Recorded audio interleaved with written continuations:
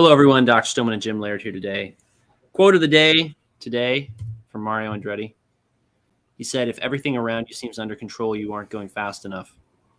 And the study of the day is a study that showed that drinking coffee 2 cups or more may double the risk of heart death in people with severe hypertension, which, to be honest with you, Jim and I could have told you, I mean, not in those numbers, right? But without having to have a big complicated study in order to do it. And what this has to do with the Mario Andretti quote is that we have a lot of people who come to us for help who are used to going really, really, really fast. And one of the common things that they end up relying on is coffee. And so it's 1, 2, then it's 3, then it's 4, then it's 8 cups a day. And then they're coming to us and their chief complaint is fatigue. Right, Jim?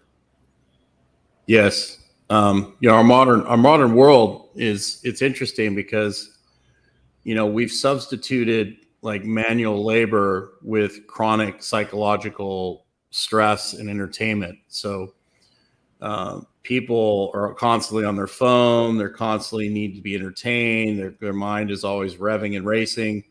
I kind of compare it to going out in your driveway, getting in your car and revving the engine all day and never driving anywhere, So you're wearing the engine out, but you're not actually getting anywhere.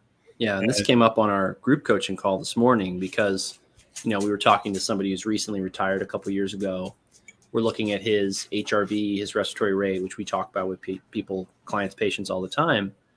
And he's telling us that he's got the HRV and the respiratory rate of somebody who's under a lot of stress. And what you and I pointed out to him is, listen, once you've been habituated to more volume. Just speak a little louder. Oh, okay. No, I can hear you. Oh, okay. Yeah. So what will happen with people is that they're become habituated to stress, and what will happen is people who had stressful childhoods will see going into stressful environments as adults for a variety of reasons. But I mean, we can't keep track of the number of people who we've taken care of over the years they're very high achievers. They run a company. They're married to someone who runs a company, and they're the, alpha female or whatever you want to call it of their community. And they have created what should be a low stress lifestyle. But when we look at their numbers, they're leading a high stress lifestyle. And the reason I like this Mario Andretti quote is that people learn to live their life with a certain strategy. And a lot of the time that strategy is chaos, speed, more stress, more intensity, and they don't really know how to shut off and how to relax. And then they wonder why their marriage or their relationships are falling apart, or their health is falling apart, or the 8th cup of coffee just doesn't do what the 2nd cup of coffee used to do. And we have to show them the way out of this strategy of just, okay, if we're not getting the results we want, it must be because we're not going fast enough, or out of cycles of what are ultimately addiction, of basically being addicted to drama. When they don't have enough drama, when they don't have enough intensity, they manufacture it, because over time the body's ability to cope with stress invariably declines. We can prop it up with hormones, chemicals, neurotransmitters, nutrients, biohacks, whatever you want. But ultimately, what we see everyone running into is the ultimate wall of aging, where they just can't do enough performance enhancing drugs to get back to what they were able to compensate for or deal with when they were younger. And they have to navigate this period of life where sometimes they have to learn how to be a very different way in order to feel well, function well, and have a good quality of life. Yeah, and it comes down to balance. And we're all for working hard. Working hard is very important. Right. But our culture is kind of forgotten about the, get out in nature, reset, recharge, be comfortable with silence. Most people in today's modern world never spend any time sitting quietly, just in silence. They've always got to have, and I fall into this trap sometimes. They've always got to be watching a YouTube video or a TikTok or an Instagram reel. They can't just sit quietly, calmly, out in the backyard, relax, observe nature. Right. It's always got to be, I worked with a lot of special forces guys when I was younger, did high-end security. And these guys would be really awkward when things were quiet and peaceful. And then all of a sudden, all hell would break loose. There'd be various things happening and various things like bullets and explosions. Yeah. I mean, there'd be crazy stuff happening. Or there'd be a threat of some kind, and all of a sudden they're asking me, like, how's your family doing? And they're having like a normal conversation because they've gotten so used to being under chronic stress. And that's why a lot of soldiers have a hard time coming back into normal life, because they don't have that chronic stress that they've gotten used to. And a lot of the people that have the type A personality that we seem to attract over the years is like, if they're not getting results, they think they need to do more work, because more work equals results.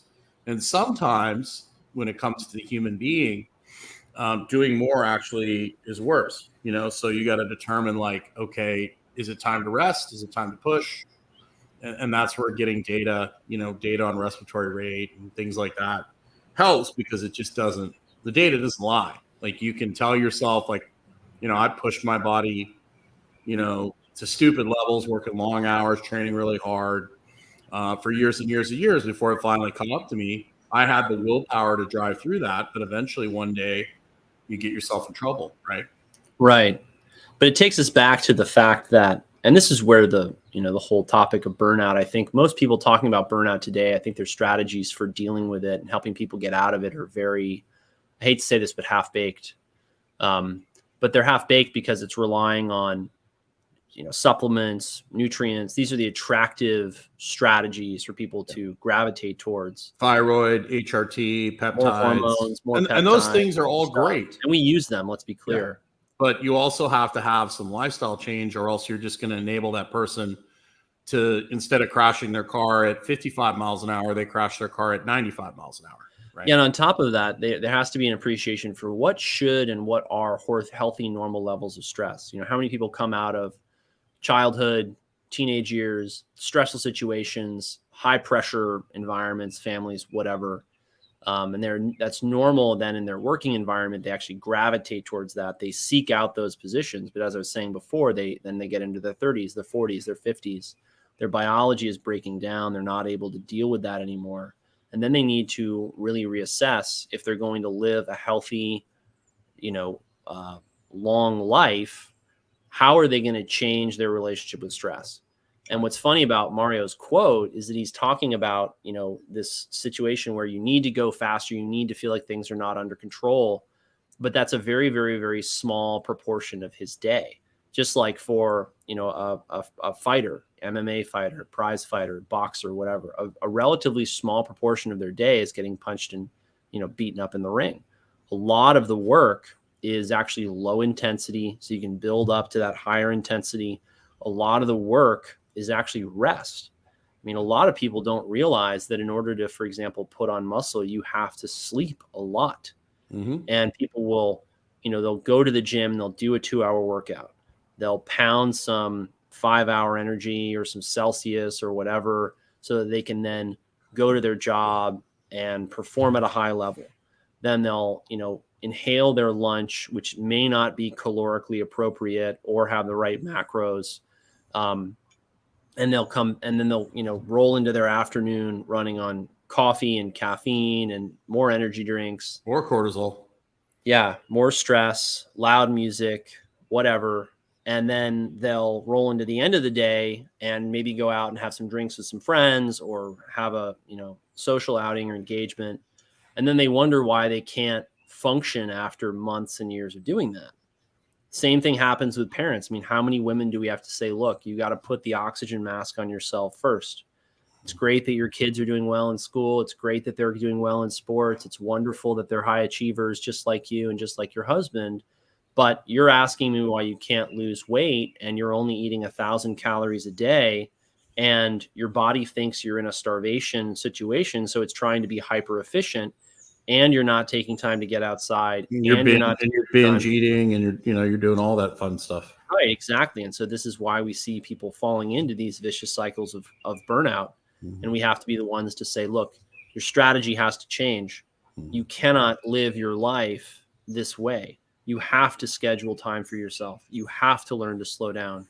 You have to learn to appreciate silence. You have to do all this stuff if you're going to achieve X, Y, and Z health outcome or health goal. And, this is what I think is, we both think this is missing from a lot of the narrative in health and wellness, which is more like, oh, you need to, buy this extra piece of gear, or you need to take this extra supplement, or you need to buy our workout program, or you just need to do this, that, or the other thing. You need a comprehensive, holistic plan to create a life that's balanced and stable and sustainable, where all your goals are achievable. And you have to also get used to the fact that that means you need to very clearly define those goals, because you can't be all of these things at once. Yeah. Mario Andretti, and if you do run into a period of time where you have to work really, really hard for a certain period of time, you want to schedule in, if you need to be 105% productive and you need to take something like nicotine or caffeine to help aid you through that time, right, you're going to want to schedule time to recover from that, where you're only going to work at 65, 75%. You're going to get off the stimulants and you're going to reset and recharge. And people just they think they can just keep pushing harder and harder and harder. And because we don't have the time outside and the time in nature and the being active every single day, that in itself, like being in nature, being outside, like children especially play, that's how we develop our ability to handle more stress, right? So we've got basically people's level of preparedness is going down, and then the training, if you look at from a training standpoint, the intensity of the exercise programs are going up. They're getting more and more complicated, but the general population's preparedness is going down. So, and the same thing with life, our chronic stress is going up and up and up by design, I might add, and our rest and relaxation is going down. And so that's just a recipe for disaster. 30, 40, 50 years ago, relaxation was just baked into our day. It got too hot to work outside. You sat on the porch and relaxed. You went for walks. You were more active. You were outside a lot. You worked outside. There was 2 channels on the TV, so you couldn't sit there and veg out on 75 different TV shows, or there wasn't video games, so kids actually had to go outside and play and do stuff. Adults tended to be more active outside as well. So our modern world has caused a lot of interesting problems for people, and it just leads to a lot of people being, a combination of chronic stress, sleep disruption, and shitty nutrition equals just a lot of people in a lot of trouble. Right, absolutely. And one of the big problems that people don't realize is that the nutritional density of their diet is declining in a way that we can't really quantify. I've been invited to speak, and I'll be speaking at a conference in Australia that's being put on by a group that's very concerned about this. And one of the big questions that the symposium is going to be addressing is how much nutrition is still in our food, and how can we properly nourish people in our modern world without resorting to just an endless bevy of supplements, right? Because it's very attractive to say to everyone, okay, you all need a multivitamin, you all need a multimineral. But the other reality is that pill fatigue is a problem. How many people do we have coming to us who are just tired of taking 5, 10, 20, 15 different supplements? It also becomes costly over time. Just to function, if you need $200 worth of supplements a month, you have to be scratching your head and saying, or you should be scratching your head and saying, what am I doing wrong in my diet? Because the reality is there's people out there who are putting on muscle, they're burning 4,000, 5,000, 6,000 calories a day, and they don't take any multivitamins. Most of them are getting by, and I'm not saying that you should do that, because most of those people are getting by on the fact that they're young and robust, not on the fact that they're actually eating and living optimally. But the point is that eventually they run out of runway. And when you do that, then you fall into, okay, well, I got to take $200 worth of supplements a month, or $1,000 worth of supplements a month just to feel normal, let alone function at a high level, which isn't a good strategy, because we see people burning out on it. And so that's why you and I we're so focused on getting people to eat a healthy, natural diet that's going to meet as many of their nutritional needs as possible without using supplements. Yeah, and that's why restorative agriculture is so important. People like Rob Wolf and and Diane, can't remember her last name off the top of my head, but they wrote a book called Sacred Cow together. But that's why getting more local farmers, supporting local farmers is so important. Nature has a really neat way of packaging all the little micronutrients together in a package that your body absorbs and handles well. When you start putting, these large doses of different supplements in the body, there's a lot of things, that come from the soil and nutrients and things that we still don't understand. And so nature has a way, when you eat real food, especially if it's grown appropriately, there's a lot of things in that food that I think that we just aren't aware of. And so, if you can get the majority of your nutrition and your calories from real food and then use supplements sparingly, I think you're going to have a much higher, you're going to do much better in the long run. So that's absolutely true. And that's one of the reasons why, we were talking about this, I think on yesterday on our live, we talked about why we're so enthusiastic about seafood. There's a lot of misconceptions about how contaminated it is with different things from heavy metals to petroleum toxins. One of the big problems and unknowns, I guess I'll say, is that we don't know to what degree it really is, because your sourcing matters and determines all of that. But in the end, they haven't been able to demineralize the oceans like they've demineralized our soils.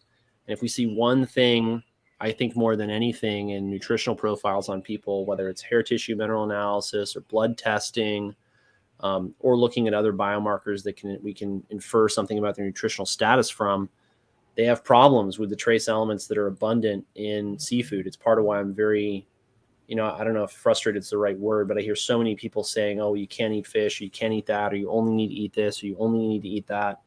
We just see people who are eating a very limited dietary template coming up with nutritional deficiencies of various kinds. Even if they eat a full diet, but they're only focusing on one or two foods from different food groups, that can create the same problem. You'll get somebody who's eating unwittingly, 500 micrograms of selenium a day from their Brazil nuts, and then they add, a couple cups of shrimp on top of that, and they're at 700, 800 micrograms of selenium. So I've seen selenium toxicity, and then on the other hand, I see overwhelmingly selenium deficiency, right? But the bottom line is just the same, right? You need a really nutrient-dense diet. I'd be fascinated to watch or see, what a guy like Mario Andretti eats in a given day. I'd be fascinated to see what his nutritional program is, because what we see is as people age, right? And Formula One is not, as far as I know, a sport that's limited too much by age the way that, say, football, baseball, more physically demanding, I'll say, sports are. I imagine that you actually have decrements in your nerve transduction and speed. Reaction time, yeah. Reaction times, yes, as you age. I can't remember what it is, but those are compounded actually by your mineral status. Well, most of those guys in Formula One and in NASCAR too, they work out. They realize they have to be in really good shape. You don't understand how exhausting. I mean, we went rode roller coasters this past weekend, and we were being, under G forces and having to, steer that car at high speeds with that amount of intensity and focus it takes. It wears you out. So you got to be in. I mean, even the pit crew guys, like I have a friend of mine, that's what he does. He trains pit crews guys for NASCAR. That's funny. Those guys got to be in shape too, So yeah, absolutely. They've been, I wouldn't be surprised if, I don't know if they test for PEDs in NASCAR and in Formula One, but I wouldn't be surprised if a lot of people are using them along with, performance enhancing drugs for those of you who are not hip to the PED lingo. You which? I was just defining PED, performance enhancing drug. Right. Yeah. Yeah. I wouldn't be surprised if, heck, they've caught people with PEDs in golf. So, well, that's the crazy thing about performance enhancing drugs, is that they have such a ubiquitous effect on your system, from reaction times to strength to coordination. Right. But the problem with so many of them is that they're addictive, highly addictive. Right. We've talked about this, you talk about when you were on high levels of testosterone, you describe it as being like Superman. And it's really hard to go back to being a normal human being after you've felt like Superman for year after year after year, let alone looking like Superman. And that appearance part is actually so important, and I think hard for people to wrap their minds around how much their reality is shaped by how they appear. They naturally gravitate towards things that are cosmetically enhancing or appealing. You know, the boob job, the butt lift, the butt implants. But the the reality is that, you know, so many of those strategies that people are using, fillers, lifts, implants, they don't really look good. Number one. Number two, they're a shortcut that has a lot of consequences in the end, which goes back to the finding we talked about, or that I kicked things off with, of using more and more cups of coffee can lead to an earlier age of death, increases your risk of cardiac death. People need to be really careful with this stuff, and they think, oh, it's just a couple cups of coffee. Yeah, until it's a heart attack. And we've seen that, you know, hit or disable really high achievers, high performers that we've worked with just in the last year, who, you know, don't take their wellness seriously until it lands them on the gurney in the local hospital. Well, and a lot of people don't understand, like when it comes to PEDs or caffeine or nicotine, you know, these things have diminishing returns over time. So like when you drink coffee, you know, all it does is basically blocks the hormone that makes you feel tired. And then so your body just makes more receptors, right? So you end up it's a great business model. I mean, if I could go back in time, you know, like 10, 15 years ago, I'd start an energy drink company, because, sure, you know, it's just constant revenue, because especially if you get kids hooked on caffeine early. Caffeine has great benefits, but you want to make sure that you cycle those out. You know, people are like, well, I'm under a lot of stress, so I'm just going to take ashwagandha. And then they're on it for 8 months to a year. And then the ashwagandha actually starts having the opposite effect. So if you're going to use things like caffeine or nicotine or ashwagandha, you want to cycle them in and cycle them out, just like anything else. And we talk to our people about that all the time. You know, the biggest mistake that people are making in many respects with their drugs, whatever they are, caffeine, ashwagandha, you know, they don't realize there's a phenomenon called tachyphylaxis. Tachyphylaxis refers to the ability of the body to basically resist what you're trying to artificially get it to do. So the body is going to adapt to what you throw at it in a direction that tries to restore normal homeostasis.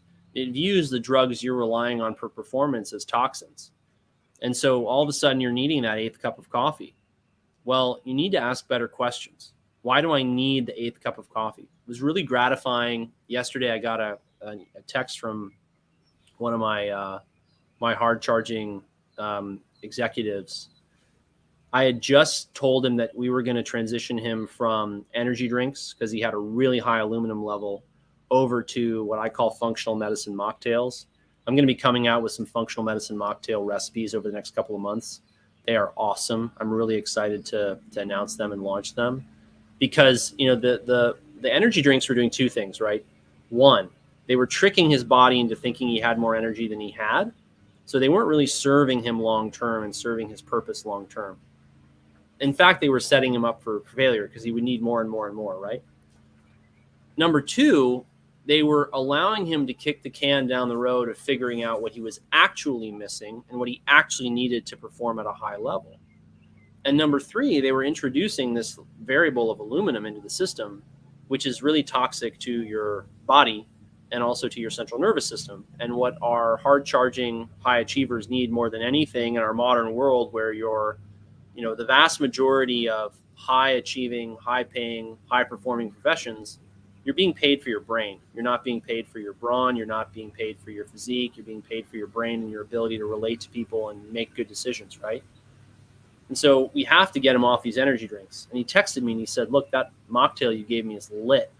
He loved it, because we got the right balance for him.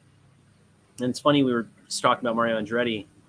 I actually lifted that quote specifically because he made me think of it in his case. Because for some of the people we work with, I have to be very clear with them. Look, do you need me to be the pit crew, or do I get to take the car into the shop, tear it apart, rebuild the engine, get everything dialed in? What do you need from me right now? Because we do have people who come to work with us who can barely get on the phone with us for 15 to 20 minutes to 30 minutes. And then we have other people who want to talk to us for hours a month and get everything dialed in and just right. and we have different services for those people because, we just can't fit all of them into the same service category, or we'd get overwhelmed and overworked. So we have a lot of different options for people to work with us. You can see those in the link tree, which is in the link below this episode. If you're checking out my social media or on Instagram or Facebook or wherever, it should be in the link below or in my bio. So, Jim, any closing thoughts on this topic? Yeah, I mean, it's just kind of like, I have to steal the phrase from Paul Chek. You got to work out. You got to work in so you can work out. It's Absolutely. Just like you're not the government. You just can't print more money, right?